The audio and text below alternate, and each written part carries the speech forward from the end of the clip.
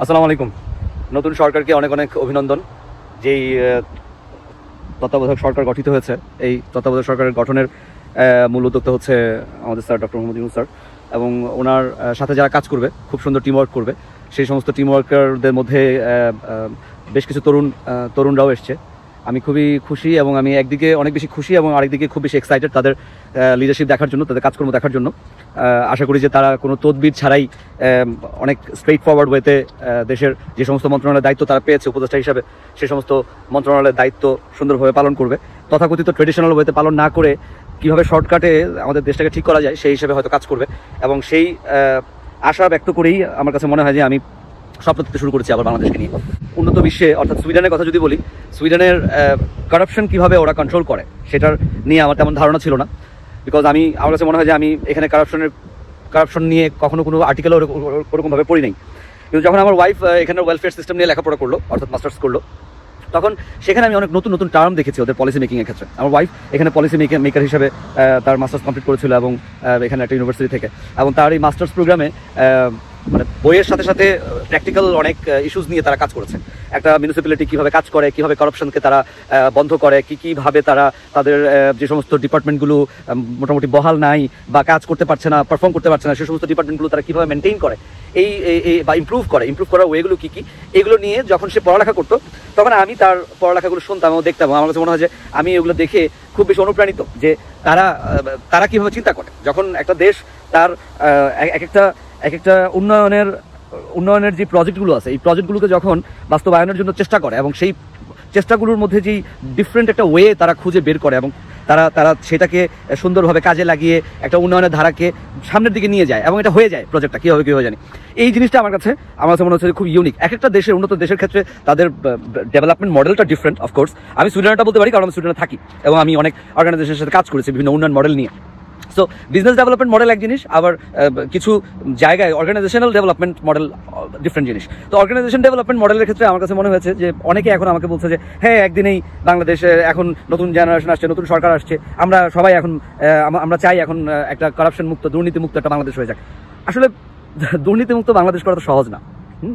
দুর্নীতিমুক্ত বাংলাদেশ করা এত সহজ না, বিকজ দুর্নীতি জিনিসটাই, যে কারাপশন জিনিসটা, এটা খুব জেনেটিক্যাল একটা ব্যাপার। এটা এরকম না যে আমি চাইলাম আজকে সরকারি সব জায়গায় পুলিশ বসায় দিলাম, বা এমন খুব খুব মারাত্মক লেভেলের কিছু ফাইন বসায় দিলাম, মানুষ এমনিতে ঠিক হয়ে যাবে। না, ঠিক হবে না। তখন মানুষকে জোর করানো হবে, তাকে দুর্নীতি না করার জন্য জোর করানো হবে। কিন্তু এখানে আমি যে মডেলটা দেখেছি, এখানের উন্নত বিশ্বে বা সুইডেন একটা উন্নত কান্ট্রি হিসেবে তারা নিজেদেরকে যেভাবে গড়ে তুলেছে, সেটার মধ্যে হচ্ছে তাদের জিনগতভাবেই তাদেরকে শেখানো হচ্ছে ছোটবেলা থেকে কারিকুলাম বোর্ডে বা তাদের স্কুলে, যে তোমার যে জিনিসটা না, সেই জিনিসটা তোমার না, তুমি এটা নিবা না। রাস্তায় পড়ে থাকলে তুমি এটা নিবা না। যদি পড়ে থাকে অনেকদিন ধরে তুমি দেখতেছো এটা পড়ে আছে বা তোমার কাছে আসছে, তোমার হাতে আসছে, কিন্তু জিনিসটা তোমার না, তাহলে তুমি এটা পুলিশকে নিয়ে দিবে। পুলিশ তখন তদন্ত করবে এটা কার, এবং সেইভাবে পুলিশ তাকে ফেরত দেওয়ার চেষ্টা করবে। আপনাদের কাছে ছোট্ট একটা গল্প বলি। গল্পটা আমার নিজের জীবন নিয়েই। আমরা যখন সুইডেনের প্রথম আসি তখন একটা জায়গায় ঘুরতে যাই, এবং সেই ঘুরতে যাওয়ার জায়গাটাতে আমার গাড়ির কাঁচ ভেঙে আমার ওয়ালেট চুরি হয়, এবং সেই ওয়ালেটের জন্য, সেই ওয়ালেটে আমার সব কিছু ছিল। আমার রেসিডেন্ট পারমিট কার্ড ছিল, তখন আমার ব্যাংক কার্ড, আমার সোশ্যাল সিকিউরিটি কার্ড, সব কিছু ছিল ওটার মধ্যে। তো ওটা চুরি হয়ে যায়। তো চুরি হওয়ার পর আমরা থানায় আমরা রিপোর্ট লেখাই। তো রিপোর্ট লেখানোর পর ওরা বলে যে দেখো, সামারে এরকম অনেক পরিমাণে চুরি হয়, এটা নতুন কিছু না, তো তোমার এই কার্ডগুলো সব বন্ধ করে দিয়ে তুমি নতুন কার্ডের জন্য অ্যাপ্লাই করো, নতুন কার্ড নাও। ওকে, ঠিক আছে। নতুন কার্ড নেওয়ার জন্য আমরা অ্যাপ্লাই করলাম, এবং অ্যাপ্লাই করে আমরা ওয়েট করতে থাকলাম। এবং নতুন কার্ড আমার হাতে চলে আসলো। আমি ভাবলাম যে আমি জীবনে কোনো দিন আর এই কার্ডগুলো পাবো না, বা মানি ব্যাগটা পাবো না, মানে ওয়ালেটটা পাবো না। প্রায় 6 মাস পর পুলিশ স্টেশন থেকে আমাকে কল করে যে তোমার ওয়ালেটটা পাওয়া গেছে। এবং আমরা সাথে সাথে পুলিশ স্টেশনে যাই। যাওয়ার পর পুলিশ আমাকে বলে যে তোমার এই ওয়ালেটটা তুমি দেখো ঠিক আছে কিনা। দেখলাম খুব ভিজে গেছে, একদম অনেক দিন ধরে পানির ভিতরে ডুবানো এরকম একটা ওয়ালেট আমাকে দিচ্ছে, এবং এটা আমারই ওয়ালেট। এবং এটার ভেতরে আমার যে কার্ডগুলো ছিল সব কিছু অক্ষত অবস্থায় সেভাবেই আছে। 10 টাকা ছিল, মানে 10 সুইডিশ ক্রাউন ছিল। সেই 10 সুইডিশ ক্রাউনও ওটার মধ্যে ভিজে একেবারে লেগে গেছে লেদারের সাথে। বাট যে নিয়ে পুলিশকে দিয়েছে, সে এটা খোলেও নাই, সে কিছুই করে নাই, সে জাস্ট পুলিশকে দিয়ে গেছে। তো আমি পুলিশকে জিজ্ঞেস করলাম যে আসলে এই কাজটা কে করলো, এই যে কাজটা মানে আমাকে ফেরত দিল, এটা কে করলো?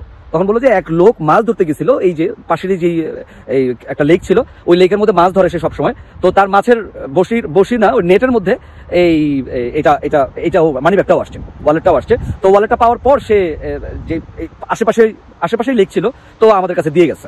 তো তখন আমরা চেক করে দেখলাম যে তোমার সোশ্যাল সিকিউরিটি কার্ড এটার মধ্যে পার্সোনাল আইডি নাম্বার, এবং সেই পার্সোনাল আইডি নাম্বার দিয়ে আমরা যখন চেক করলাম ডাটাবেসে, তখন দেখলাম যে তুমি একটা রিপোর্ট লেখাইছিলাম, তোমার ওয়ালেট হারানো গেছে, দেন আমরা তোমাকে কল করি এবং তোমাকে দিই।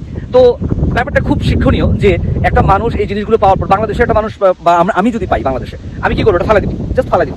কোথায় কিসে কাকে নিয়ে দিব বা কাকে নিয়ে পুলিশের কাছে গেলে পুলিশের নিয়ে আরো হয়রানি করবে, এই ব্যাপার। কিন্তু এখানে ব্যাপারটা এটা শেখানো হয় যে তুমি তোমার যত নিরাপত্তামূলক দায়িত্ব আছে, তোমার যত নিরাপত্তার ব্যাপার আছে, তোমার যত সুন্দর সুন্দর ব্যাপার আছে, মুহূর্ত আছে, খারাপ মুহূর্ত, সুন্দর মুহূর্ত, পুলিশ দেখলে দৌড়ে যাবে না, পুলিশ মানে দৌড়ে পালাবে না, পুলিশের কাছে যে তুমি সাহায্য চাবা, পুলিশ তোমাকে সাহায্য করবে।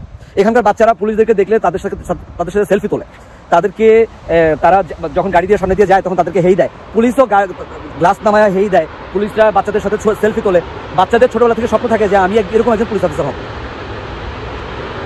তো এই যে মানে সুন্দর একটা সম্পর্ক পুলিশের সাথে, নিরাপত্তাজনিত একটা ব্যাপার যে হ্যাঁ পুলিশ ভয়ের কিছু না, পুলিশ মানে বন্ধু। আমাকে সিকিউরিটি দেওয়ার, আমাকে নিরাপত্তা দেওয়ার আরেকটা বন্ধু হচ্ছে পুলিশ। হ্যাঁ, এই সিকিউরিটির অফিসারকে এখানকার মানুষ তাদের একটা বন্ধু ভাবাপন্ন সম্পর্ক তৈরি করে তাদেরকে কাছে টেনে নিচ্ছে।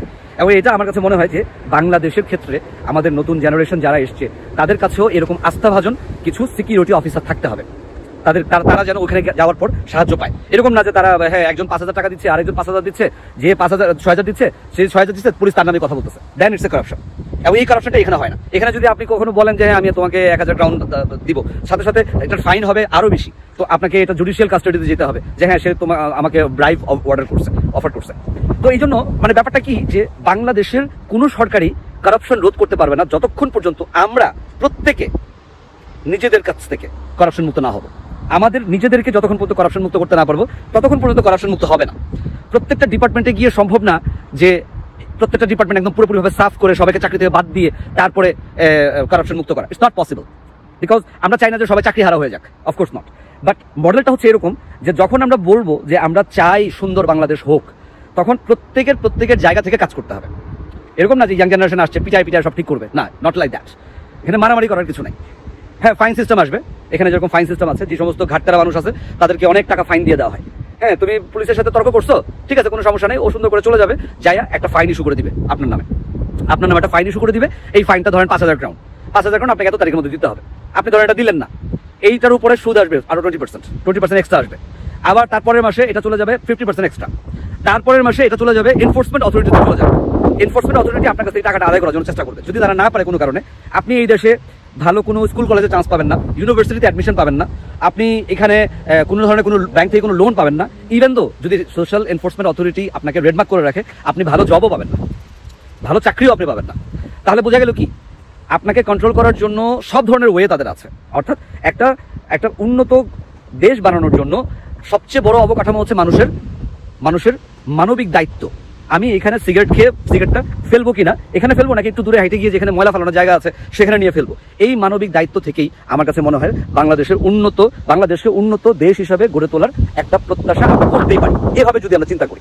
এবং এখানে কি আমাদেরকে সাহায্য করবে? এখানে সাহায্য করবে আমাদের ইউনুস স্যার, এখানে সাহায্য করবে আমাদের যে সমস্ত তরুণ ভাইয়েরা আছে, যে সমস্ত তরুণ ভাইয়েরা অলরেডি মন্ত্রণালয়ে দায়িত্ব পেয়েছেন, তারা যখন তাদের দায়িত্বটাকে সুন্দরভাবে পালন করবে এবং তাদের যে আইডিয়া আছে, তাদের আইডিয়া কিন্তু এখন তাদের যে আইডিয়া, সেই আইডিয়া কিন্তু আমাদের মধ্যে থেকে আসবে না, বিকজ আমরা ট্রেডিশনাল আইডিয়া নিয়ে বসে আছি।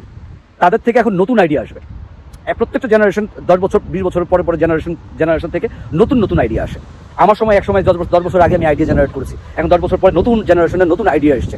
আমার মেয়ে যেভাবে চিন্তা করে আমি এইভাবে চিন্তা করি নেই কখনো।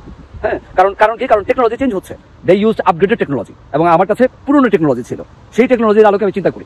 Out of the box think করার জন্য আমার মাথাতে সেই টেকনোলজি নাই, কিন্তু আমার মেয়ের মধ্যে সেই টেকনোলজি আছে, যেখানে সে অলরেডি আপডেটেড টেকনোলজি ইউজ করতেছে। সো এখানে বলার উদ্দেশ্যটা হচ্ছে যে নতুন যারা এসছে তরুণরা, তারা তো করবেই, তার সাথে সাথে যারা অলরেডি এই উপদেষ্টা মণ্ডলীতে এসছে, সেই সমস্ত উপদেষ্টা মণ্ডল যারা আছে, তারা সবাই অনেক বেশি এক্সপিরিয়েন্সড, এবং তাদেরকে যখন আমরা একসাথে সবাই মিলে হেল্প করবো, দেন আমার কাছে মনে হয় উন্নত বাংলাদেশ গঠন করা সম্ভব। উন্নত বাংলাদেশ গঠন করার জন্য এত কথা বলার আমার আসলে কোনো প্রয়োজন নেই, বিকজ আমি জানি যে বাংলাদেশের মানুষ এখন যথেষ্ট পরিমাণে ম্যাচিউর হয়ে গেছে, এবং যে ছাত্র সমাজ এই আন্দোলন করেছে তারা যথেষ্ট পরিমাণে ম্যাচিউরলি সব ধরনের সিচুয়েশন হ্যান্ডেল করেছে। They will do that, they must, এবং তারা করবে ইনশাল্লাহ।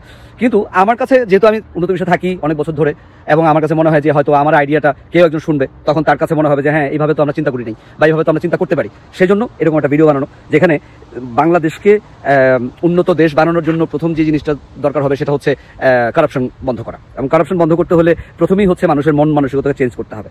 টাকা খাওয়ার ধান্দাবাজি বন্ধ করে কাজে ঢুকতে হবে, কাজ করতে হবে। হ্যাঁ, দেখলাম যে একজন লিখলো যে ছাত্রদেরকে ট্রাফিক রুলসের জন্য যদি পার্ট টাইম জবের ব্যবস্থা করা হয়, অফকোর্স ওয়াই নট, তারা তো সারাদিন লেখাপড়া করে না, 2 ঘন্টা করে একজন করলো, 2 ঘন্টাতে তাদেরকে ভালো একটা উপার্জন দেওয়া যদি হয়, তাহলে বাংলাদেশের কোনো রাস্তাঘাট ভালো সবসময় ভালো থাকবে।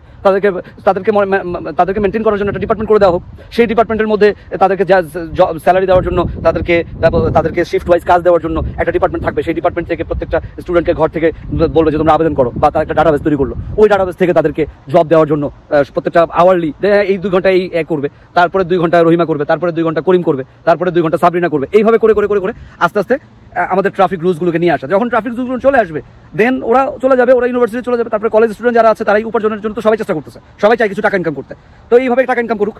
হ্যাঁ, এইভাবে করে করে প্রত্যেকটা কাজেই সম্মানজনকভাবে দেখা উচিত বাংলাদেশে। আমাদের এটা প্রবলেম, আমরা কোনো কাজকে সম্মানজনক হিসেবে দেখি না। আমরা যারা অফিসার লেভেলে জব করি তারাই কাজ করতেছি, যারা অফিসার হিসেবে কাজ করি না তারা হচ্ছে ও আচ্ছা উনি তো ওই যে জুতা সেলাই, আর উনি তো এই মেথর, উনি তো ঝাড়ু দেয়।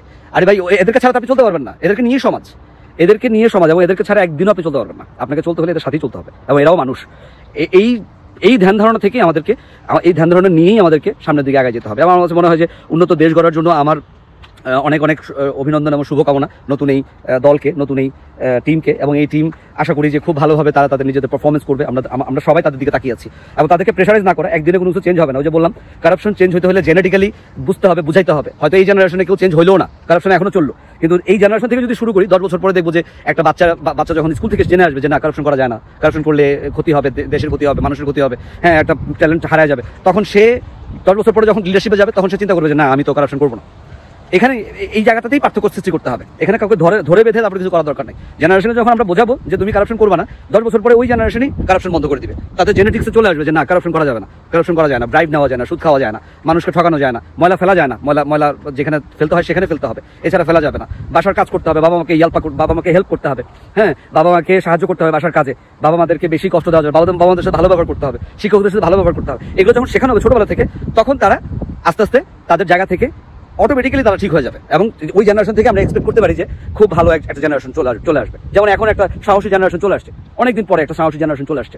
এই সাহসী জেনারেশনের পরের জেনারেশনটা যখন কারাপ মুক্ত জেনারেশন, কারাপলেস জেনারেশন হবে, তখনই আমরা উন্নত দেশ গড়ার জন্য স্বপ্ন দেখতে পারি। মালয়েশিয়া, সিঙ্গাপুর এত তাড়াতাড়ি উন্নত হয় না, তাদেরও সময় লাগছে, মিনিমাম 20 থেকে 30 বছর সময় লাগছে। এই 20 থেকে 30 বছর সময় আমাদের বাংলাদেশকে দিতে হবে, এবং যে লিডারশিপ এখন আসছে সেই লিডারশিপের আওতায় থেকে নতুন কারো মাধ্যমেই লিডারশিপ এনে তারপরে আমাদেরকে সামনের দিকে আগে যেতে হবে।